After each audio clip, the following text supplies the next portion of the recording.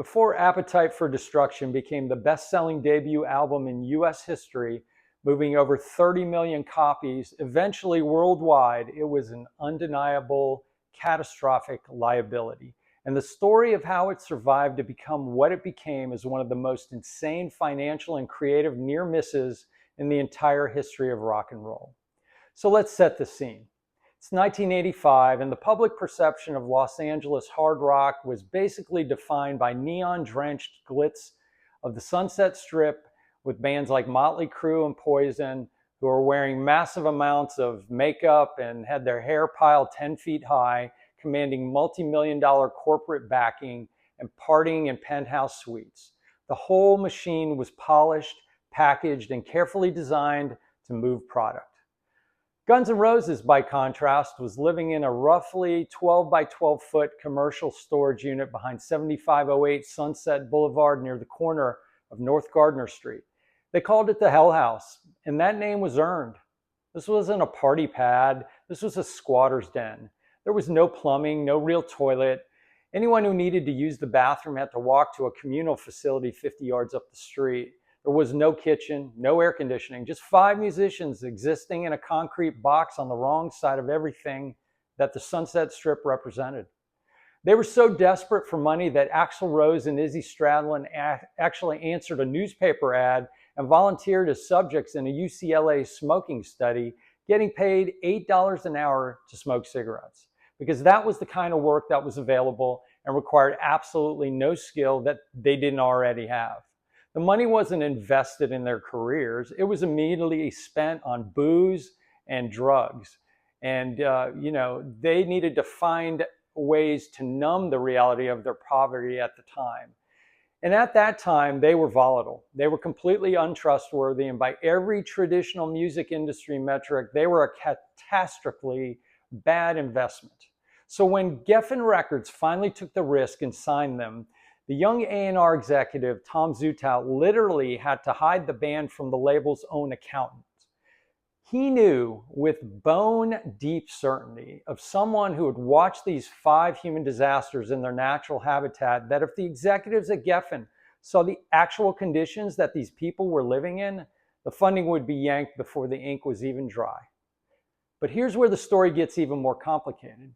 Because the recording sessions for Appetite for Destruction, they didn't happen in some white-hot burst of creative momentum right after they got signed.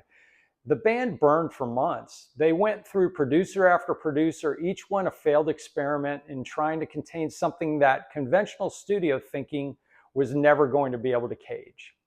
Paul Stanley of Kiss offered to produce them, and he was rejected after he wanted to completely redesign and change Steven Adler's drum setup and also change some of the choruses on the songs in their demo. That was the end of that conversation. Spencer Proffer, the man who had produced Quiet Riot's massive Mental Health record, he tried next. He attempted to sand the band's raw edges down into radio-friendly pop metal. They physically rebelled. They didn't want to be smooth. They wanted to sound like what they were, which was 5 people, 1 bad night away from total self-destruction. They finally landed on Mike Klink, a young producer who had cut his teeth on several Triumph records, but was still largely unknown in the broader rock world. What Klink understood and what every producer before him had failed to understand was that his job wasn't to change Guns N' Roses. His job was to capture the raw, aggressive danger in the room before it killed them. The band entered Rumbo Recorders in Canoga Park, deep in the San Fernando Valley, in January of 1987 to begin tracking the album in earnest. And that's when the next crisis hit. Slash arrived at those sessions with almost nothing usable. He had sold or traded away virtually every decent guitar he owned, because when you're living on next to nothing and drugs and booze are the immediate priority, that's the calculation you make. What he had left was a BC Rich Warlock, a couple of Jackson guitars, a Gibson Firebird, and a prototype archtop. He plugged them in, and the tone hitting the analog tape was a disaster. It was thin, it was processed, entirely lacking the heavy, thick, mid-range punch that those songs required to sound like themselves. He was spending hours in the studio growing increasingly furious, and he was unable to find a sound that matched what was in his head. The label's money was burning. The clock was ticking, and the lead guitarist of the most dangerous band in Los Angeles was paralyzed by bad tone. The situation was saved by manager Alan Niven making two very specific, very desperate decisions. First, he brought Slash a handmade replica of a 1959 Gibson Les Paul Standard, built by a California luthier named Kris Derrig. It was fitted with Seymour Duncan Alnico 2 zebra coil humbucker pickups. And this guitar was so convincingly crafted that for years, people simply assumed Slash had played a real vintage Gibson on that record. And he hadn't. He played a replica, and it was extraordinary. Kris Derrig would tragically die of lung cancer in 1987, just months before the album was released, never getting the recognition he deserved for building the guitar that defined a generation of rock and roll. Second, Niven arranged to rent a highly customized Marshall amplifier from Studio Instrument Rentals in Los Angeles, a unit that SIR's own technicians knew as stock numbered 36. This amp was a pre-master volume Marshall that had been modified by SIR tech Tim Caswell, who had converted the unused valve-driven tremolo circuit into an additional preamp gain stage and added a master volume control. The result was an amp that ran hotter, thicker, and more aggressively than any standard Marshall of that era. When Slash plugged that Derrig Les Paul into that modified SIR Marshall and pushed the gain, the Appetite for Destruction guitar tone was born. Not from a massive corporate recording budget, not from a famous producer with a state-of-the-art studio, but from a panicked manager renting a modified amp and handing his guitarist a guitar that was technically a counterfeit. Specifically because Slash was less likely to sell it if he knew it wasn't real. And that's what's on the record. Slash loved the amp so much that after the sessions wrapped, he reported it stolen to avoid returning it to SIR.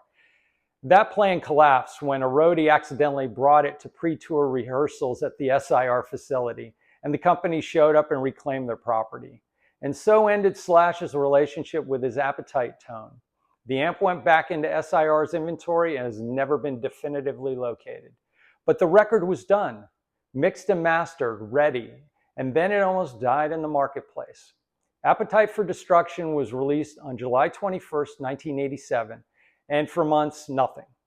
The album completely flatlined. The resistance to it wasn't simply about MTV finding the band aesthetically unappealing, it was corporate. Cable television mogul John Malone had reportedly made clear to MTV that if they gave airtime to Guns N' Roses, he would drop the network from his cable systems. And that threat was enough. The Welcome to the Jungle video stayed off the air. Radio stations had no interest in it either. The album debuted at number 182 on the Billboard Top 200 album chart. 182.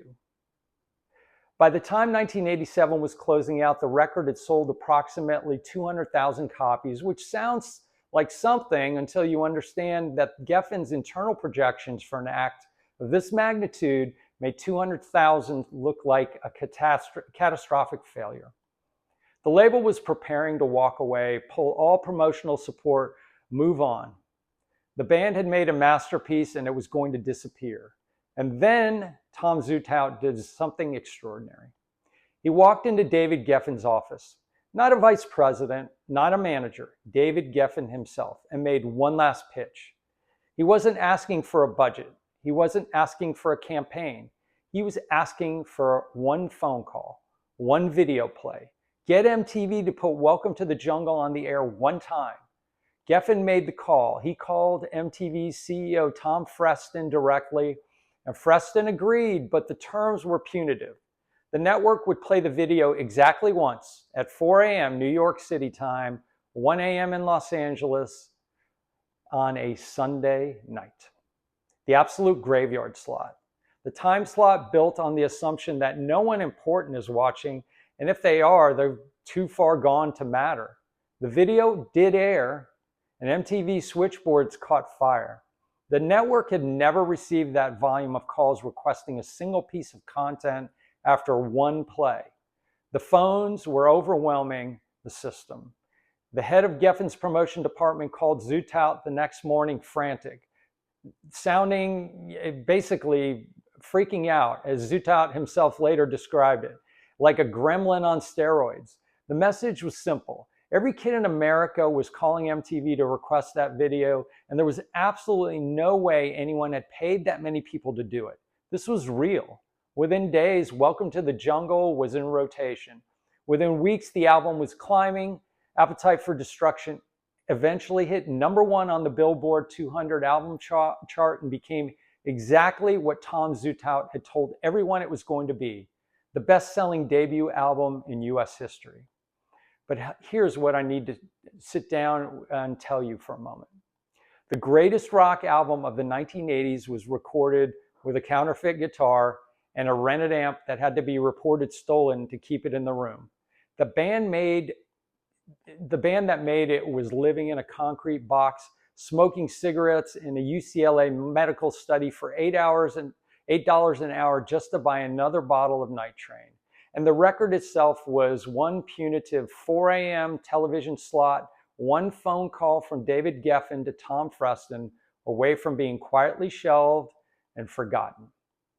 Everything you know about Guns N' Roses, every song, every iconic moment, every guitar riff that has lived in your head since the first time you heard it, all of it was a single conversation away from never happening. That's not mythology. That's what actually happened. I'd like to thank everyone that subscribed, liked, and commented on my previous videos. I sincerely appreciate it. In upcoming videos, there are going to be more albums, more stories, more of the machinery behind the music you love, and the real human cost of making it. If you want to go deeper with me, please subscribe and give me a like if you enjoy this type of content. And if you're a music and rock and roll historian like me, check out my book, Breaking Point, the financial and psychological room behind 80s rock masterpieces. The link is in the description below. I'll see you in the next one.